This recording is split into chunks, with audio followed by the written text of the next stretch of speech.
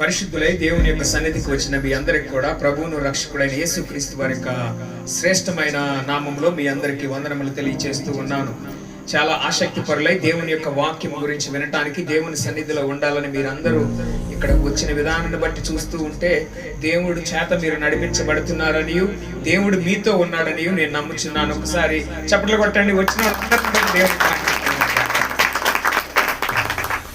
ఇప్పుడు వరకు మనం ఏమి నేర్చుకున్నామంటే ఆదికాండము 2 అధ్యాయాలు మనము ధ్యానం చేస్తూ ఉన్నాం. గత ఆదివారంన ఆదికాండము 2వ అధ్యాయం మనం కంప్లీట్ చేశాము.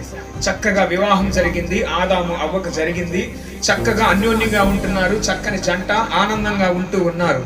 కానీ ఇంతలోనే 3వ అధ్యాయంలో 3వ వ్యక్తి ప్రవేశించాడు. 3వ అధ్యాయంలో ఎవరు ప్రవేశించాడు? 3వ వ్యక్తి ప్రవేశించాడు. ఎవరా వ్యక్తి? ఏం చేశాడు? అన్యోన్యంగా సంతోషంగా ఉన్నటువంటి కుటుంబం ఏమైందో ఈ రోజు మనము ధ్యానించబోతూ ఉన్నాం. ఒకసారి చూడండి, ఆదికాండం 3వ అధ్యాయం 1 నుంచి 7 వచనాలు ఈ రోజు